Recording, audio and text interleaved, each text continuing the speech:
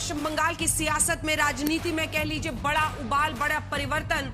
और शुभेंदु अधिकारी धीरे से पूछ रहे हैं कि मौसम बदल रहा है ना।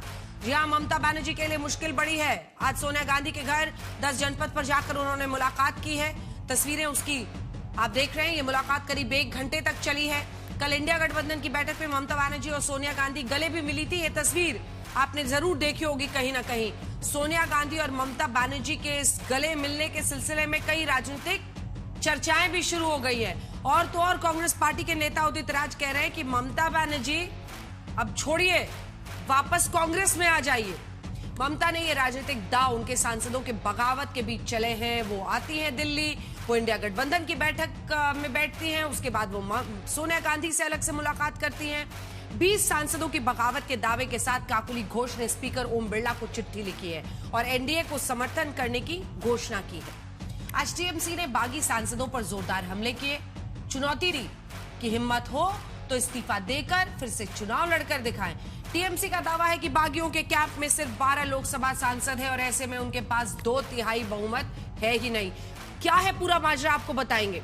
अगर अब जैसे काकुली घोष का दावा क्या है, उनका दावा है कि 20 सांसद उन्हें मिलाकर ममता बनर्जी के खिलाफ है। क्या है 2/3 का बहुमत का आंकड़ा, क्या कहता है दल बदल कानून, क्या कर सकते हैं ये सांसद, अलग पार्टी या फिर बीजेपी में विलय, इन सब पर हम आपको फैक्ट्स बताएंगे। लेकिन उधर आज कोलकाता में सीआईडी ममता के घर पहुंची। सीआईडी टीएमसी के विधायकों के फर्जी दस्तखत मामले में जांच कर रही है।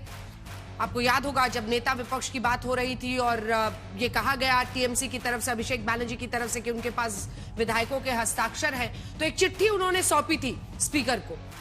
अब उस चिट्ठी में विधायकों ने दावा किया कि उनके फर्जी सिग्नेचर डाले गए थे, उसी की जांच चल रही है। तो सवाल है कि पहले विधायकों और अब सांसदों की इस बगावत के बाद ममता बनर्जी के पास विकल्प क्या है। क्या ममता बागियों से लड़कर टीएमसी को संकट से उबार पाएंगी या फिर ममता के विकल्प खत्म हो रहे हैं। बागी भरपूर, ममता मजबूर। हल्ला बोल में करेंगे चर्चा, पहले ये रिपोर्ट दें।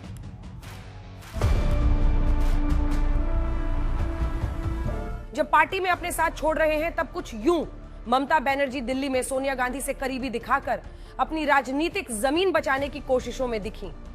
लेकिन बागी सांसदों से आर पार की नौबत ऐसी है कि टीएमसी ने उन्हें चुनौती दी है कि वे अपने दम पर चुनाव जीत कर दिखाएं। हमारे 29 एमपीज जीत करके आए, सब तृणमूल, मां माटी मानुष के नाम पर। इन गद्दारों से मैं जानना चाहता हूं कि तुम्हें तकलीफ हो रही थी तो तुमने इलेक्शन के बाद ये तकलीफ क्यों जाहिर की? इलेक्शन के पहले करना चाहिए था। और इलेक्शन के बाद अनेकों आरोप लगाए सुखेंदु शेखर ने और रिजाइन कर दिया। उसका आरोप लगा, सही है गलत है वो तो अलग बात हो गया, लेकिन कम से कम उसने एक पॉलिटिकल एथिक्स दिखाया। तुम्हारे में भी अगर पॉलिटिकल एथिक्स है तो तुम भी रिजाइन कर दो उसकी तरह और आ जाओ बीजेपी के टिकट पर लड़ने के लिए। टीएमसी ने सांसद यूसुफ पठान का नाम लेकर पार्टी के संकट के पीछे अमित शाह पर आरोप लगा दिया है। साथ ही ये दावा भी किया कि यही लोग ममता बनर्जी की तारीफें किया करते थे। यूसुफ पठान हमको बोला जो अमित शाह ने कॉल किया है उनको, उन्होंने होम मिनिस्टर के साथ भेंट करने के लिए दिल्ली जा रहे हैं। तो Amit Shah at the back ये काम कर रहे हैं तो पार्टी को तोड़ने के लिए, वही कर रहा है। और Amit Shah is the person. Whenever they made the Didi, you are so beautiful. Didi, your sari is so nice. Didi, your par is so good. Didi, your skin is glowing.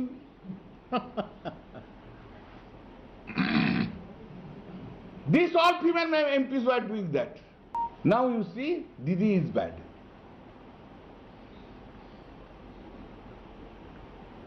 These people love to remain with the power. इस बीच 20 सांसदों के साथ का दावा कर चुका बागी गुट लोकसभा स्पीकर ओम बिरला के अगले कदम का इंतजार कर रहा है। वहीं बागी गुट की अहम चेहरा काकोली घोष का दावा है कि उनका ये रुख सत्ता के लिए नहीं, सिद्धांतों के लिए है। It is useless to say that just because she is not in power in West Bengal, I have left. It is not that. I was with her when she was not in power. But at that time there was a policy which was pro-people agenda for poor people of the state of West Bengal. When she was not even the chief minister, she was working for the people. But in the last 3-4 years, the work has been suboptimal, their development has been suboptimal, lot of financial irregularities have cropped in which are being proved today. Firhad हाकिम जैसे ममता बनर्जी के बेहद करीबी रहे नेता भी ममता के साथ नहीं दिख रहे। सोमवार को फिरहाद की ऋतव्रत बनर्जी के साथ मुलाकात हुई थी। सर आपने मीटिंग किया है, আপনি কি মমতা বন্দ্যোপাধ্যায়ের সঙ্গ ছাড়লেন? नो कमेंट्स, बहुत सांसद नो कमेंट्स। ममता बनर्जी की दिक्कतें नेता विपक्ष तय करने में विधायकों के फर्जी दस्तखत के आरोपों से भी बढ़ सकती है। मंगलवार को कोलकाता में ममता बनर्जी के कालीघाट के घर पर सीआईडी की टीम पहुंची। ममता बनर्जी का घर टीएमसी का सेंट्रल दफ्तर है, इसलिए उनकी भूमिका भी जांच के घेरे में आ सकती है। आज तक ब्यूरो। गद्दारी या फिर आजादी, वो कह रहे हैं कि हमने, चूंकि अब पार्टी बदल चुकी है, वो नहीं है जैसी ममता बनर्जी पहले थी, इसलिए हम उनसे अलग हो रहे हैं। बहरहाल 20 सांसदों का टूट जाना, अगर वाकई काकोली घोष के आरोपों में, बातों में दम है, तो ये बहुत बड़ा बदलाव हो जाएगा। यानी एक तो वहां पर नेता विपक्ष बनकर 60 विधायकों को ले गए हैं ऋतव्रत बनर्जी, और इधर अब दिल्ली में भी अगर काकोली घोष सांसदों के साथ इतना बड़ा झटका देती है तो ममता बनर्जी के लिए बड़ी मुश्किल है। इस बीच शहजाद पूनावाला प्रवक्ता बीजेपी के जुड़ गए हैं, स्वयं प्रकाश पुरोहित प्रवक्ता टीएमसी के हमारे साथ जुड़ गए हैं, आलोक शर्मा प्रवक्ता कांग्रेस पार्टी के, शांतनु सेन पूर्व सांसद हमारे साथ इस चर्चा में जुड़ रहे हैं हमारे साथ। लेकिन हमारे दो सहयोगी इस वक्त जुड़ रहे हैं, पहले उनका रुख करते हैं क्योंकि हमारे साथ इस वक्त अनुपम मिश्रा जुड़ रहे हैं ममता बनर्जी के घर से, और आलोक शर्मा जी, मैंने इंट्रोडक्शन करा दिया ना, आलोक शर्मा जी हमारे साथ जुड़ रहे हैं कांग्रेस पार्टी का पक्ष रखने के लिए।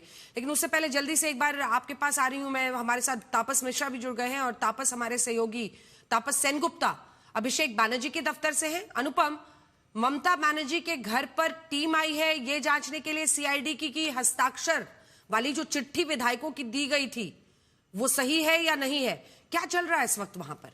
और इधर ममता बनर्जी तो सोनिया गांधी से मिल रही हैं। जी बिल्कुल, इस वक्त मैं ममता बनर्जी के घर के ठीक बाहर हूं और ये उनका घर है, मैं आपको दिखाता हूं।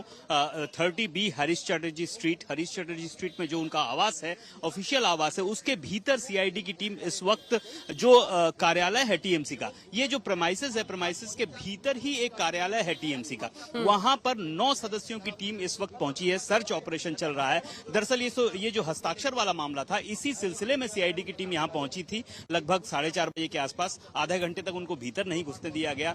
अंततः उनको इजाजत मिली भीतर जाने की, और भीतर जाकर वो जो टीएमसी का ऑफिस है, दफ्तर है, वहां पर फिलहाल सीआईडी की टीम सर्च कर रही है। इस बीच कल्याण बनर्जी भी यहां पहुंचे हुए हैं एज ए लॉयर।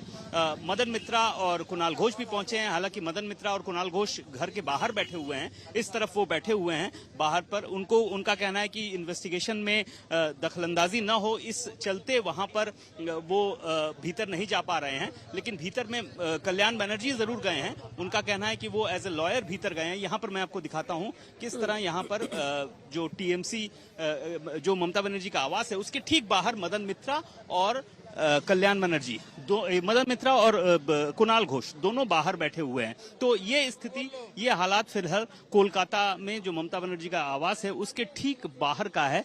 कोशिश कीजिए अगर बातचीत करते हैं, कुछ बताएं तो। से बात की थी, उनका कहना है। बात कीजिए अगर बात करने को तैयार होते हैं कि क्या चल रहा है। जी बिल्कुल कुणाल घोष अभी हमारे साथ हैं, मदन मित्रा भी हैं। दादा, ये जो अभी ममता बनर्जी वहां पर है, दिल्ली में है, और यहाँ पर रेड हो रही है, क्या बोलेंगे? क्या है ये ममता बनर्जी ये दिल्ली में है, ये प्रोग्राम तो पहले से अनाउंस्ड है। इंडिया ब्लॉक का प्रोग्राम है, बहुत सारे मीटिंग्स है, और वो मौका देखकर यहाँ पर ये रेड के नाम पे ये जो वो लोग कर रहा है, मोस्ट अनफॉर्चुनेट है। पब्लिक देख रहा है। 7 times MP, 4 times central minister, 2 times railway minister, 3 times chief minister, lady chief minister, ex chief minister Mamata Banerjee तो रोज यहाँ पर ही बैठती थी। तो 2 दिन के लिए नहीं है, उस मौका में ये लोग ये इन्वेस्टिगेशन बार बार, हमारा लीडर सुभाषिष चक्रवर्ती बार बार बोला है, अरे उनको लौट ना दीजिए तो काल परसों आ जाएंगे। तो ये तो उनका ये पॉलिटिकल रेड है, पॉलिटिकल माहौल क्रिएट करना है, वो कर रहे हैं। ठीक है, बिल्कुल अंजना, आप देखिए एक बार उनसे लगातार पूछे, जो इधर उदित राज जो कांग्रेस पार्टी के नेता हैं वो ये कह रहे हैं कि ममता बनर्जी सोनिया गांधी से मिल ही रही हैं, कांग्रेस में ही वापस आ जाएं। अगर सांसदों से कुछ प्रतिक्रिया इस पर ले पाए आप? जी देखिए, मैं पूछने की कोशिश करूंगा, वहां पे मीटिंग भी चल रही है सोनिया गांधी के साथ दीदी की, तो कुछ लोग जो हैं वो कह रहे हैं कि क्या ममता बनर्जी कांग्रेस में जा रही हैं या ऐसी कोई संभावना भी हो सकती है? इंडिया जोट का मीटिंग था, उसके बाद एक फॉलोअप में वो 2 पार्टी का मीटिंग या दूसरा सब इम्पोर्टेंट मीटिंग्स है, ठीक, इसीलिए। ठीक है, धन्यवाद आपका अनुपम। एक बार तापस के पास जल्दी से चलते हैं। तापस, जल्दी से आप बताइए, क्या यहाँ पर भी अभिषेक बैनर्जी के भी दफ्तर पे कुछ हो रहा है? जी देखिए, बिल्कुल हम अभिषेक बैनर्जी के दफ्तर के बाहर खड़े हैं। यहाँ देख सकते हैं कि इस गेट को पूरी तरीके से बंद रखा गया है और साथ में ये बैरिकेडिंग कर दिया गया है, किसी को अंदर जाने की इजाजत नहीं दी गई है। यहाँ पर जब सीआईडी की टीम पहुंची थी, यहाँ भी उन्हें रोका गया था, लेकिन उसके बाद आप देख सकते हैं कि सीआईडी के जो अधिकारी है वो बाहर बैठे हुए हैं, गेट को गार्ड कर रहे हैं। उन्हें प्राइमरीली अंदर जाने के लिए रोका जा रहा था, लेकिन बातचीत करने के बाद वो अंदर गए हैं।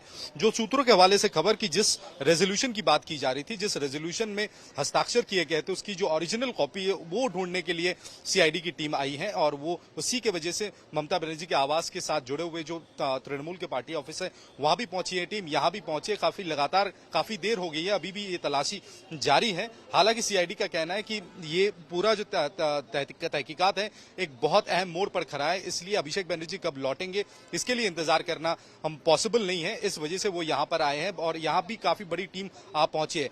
कल अभिषेक बनर्जी की तरफ से एक याचिका पहले दायर की गई थी।